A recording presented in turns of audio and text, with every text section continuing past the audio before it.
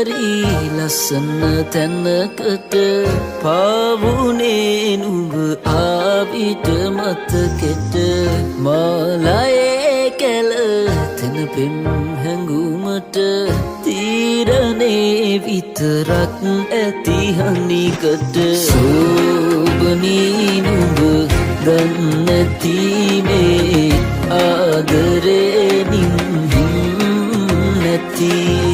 ආදවී මගේ හොඳ ගති